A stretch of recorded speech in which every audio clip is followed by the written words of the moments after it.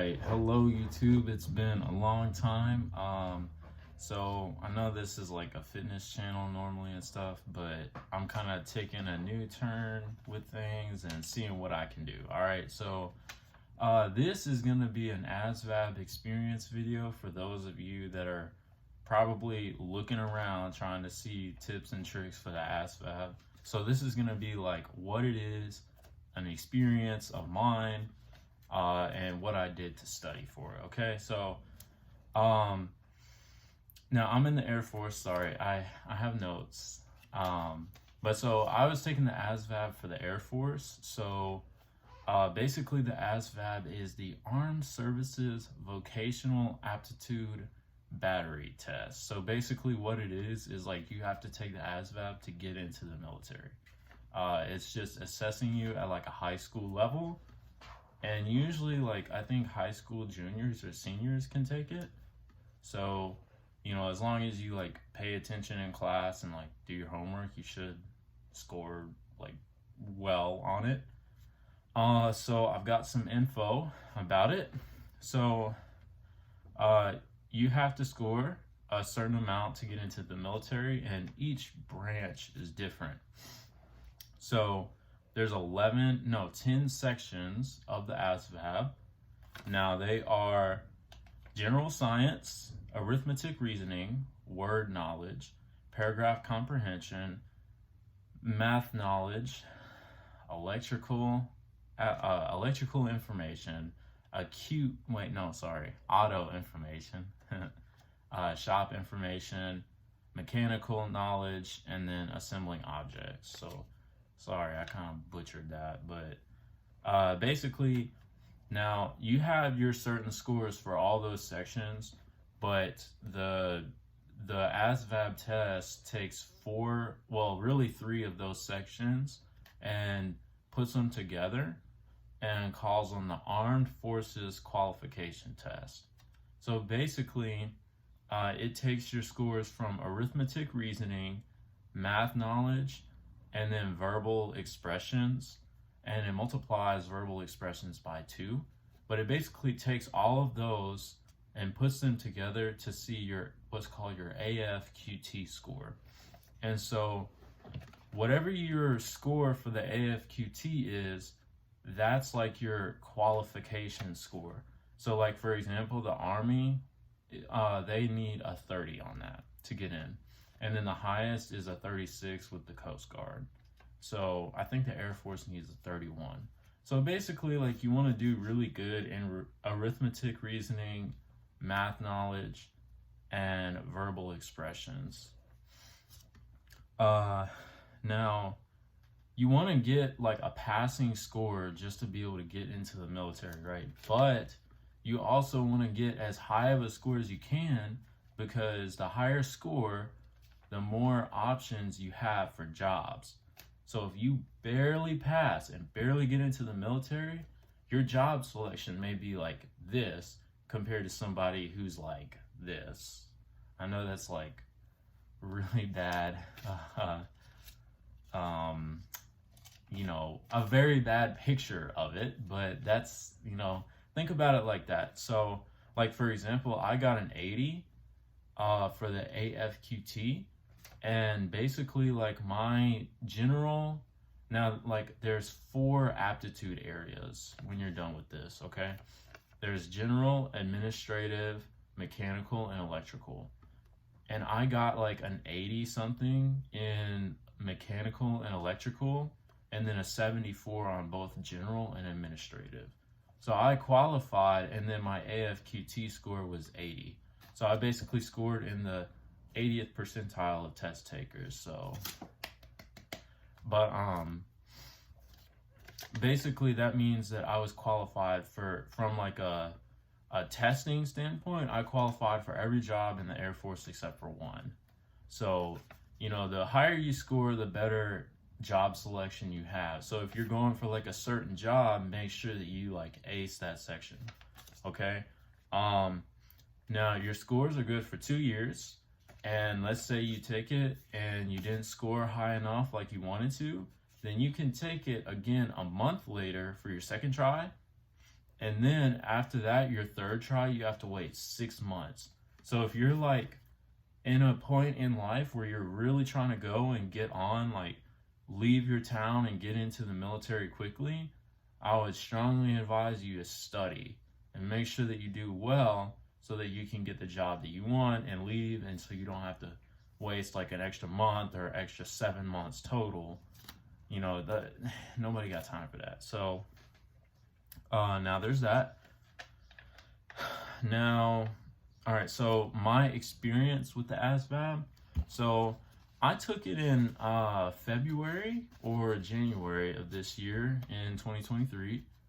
I can't fully remember, but basically, like I've already gone to college. I have a master's degree, so I was pretty good with like the English section, like the word knowledge and verbal expression, and I could like read quickly and whatnot. But I really wanted to get into the Air Force for cyber jobs. And so what I did was I took practice ASVAB tests. Like I used the Kaplan ASVAB Pro tip book. It's a purple book. I used it for 2022 and 23. And I basically studied for like 2 weeks. My recruiter just gave me the book. He had one in his office. He said I could borrow it.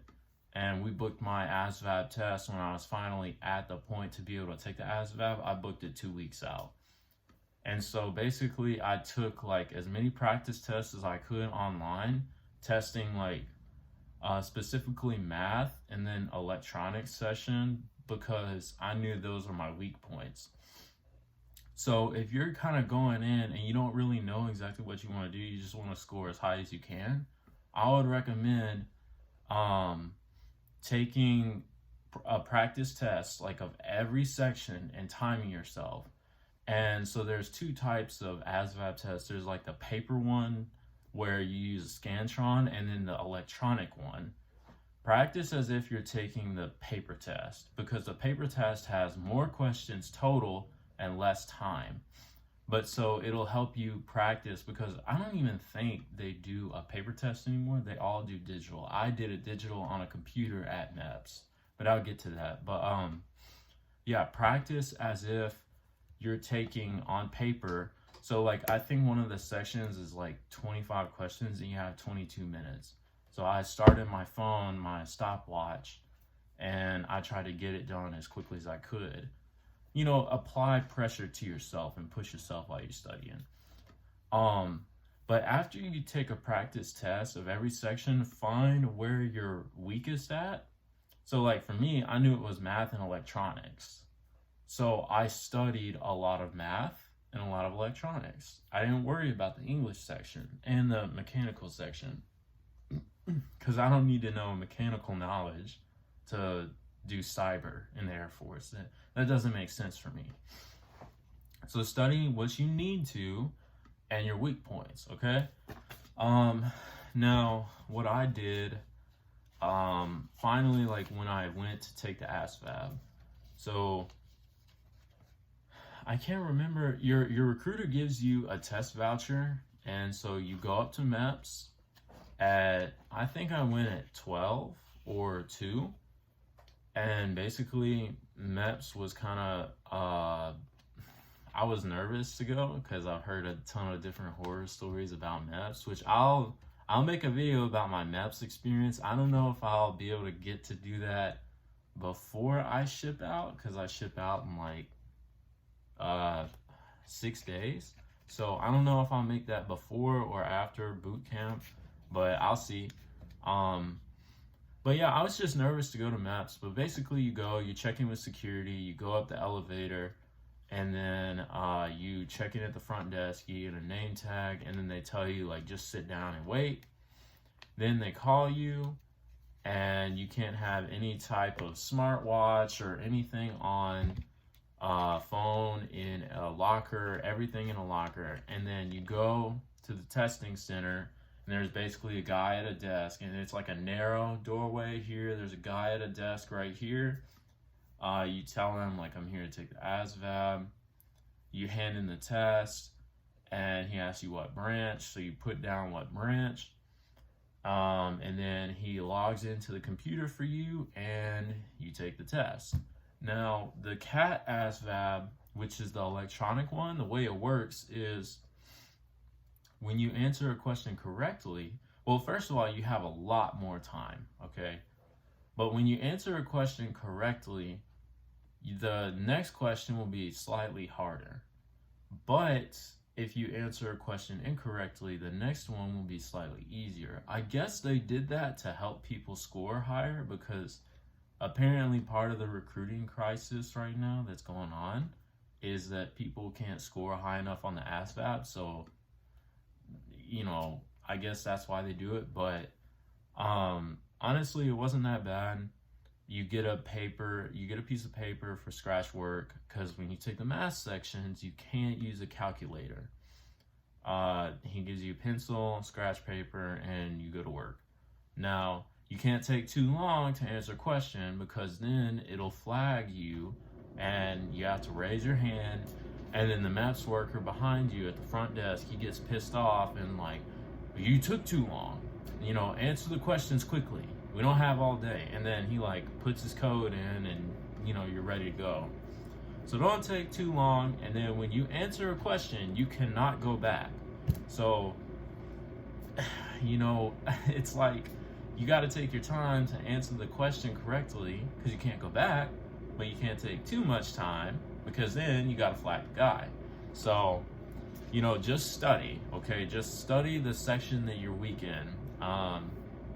Like I said, for me, it was math and electronics.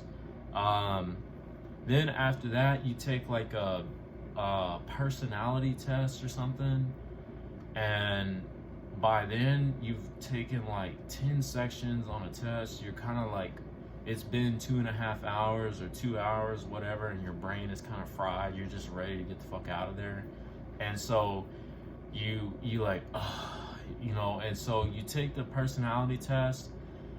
And then I think you take one more test. I can't really remember. It was so long ago, like 6 months ago. And then, for me personally, I thought I was done. And then I seen cyber test. And I'm like I wanted to slam my head in the desk. So I did that. The cyber test was kind of hard. I supposedly passed it. I don't know how I passed it, because I have my master's in something completely unrelated from cyber, so this is like a completely new career field for me, so I don't know much about it. I mean, I know how to work a computer, but that's about it. So yeah, I somehow passed the cyber test. I don't know what to recommend for the cyber test to study. That's a different video that I'll probably never make, but yeah. So I believe that sums it up. So with the different sections, now the Kaplan book, like let's say you're trying to get a job with electronic stuff like avionics or cyber or anything like that, definitely the Kaplan book, I highly recommend that.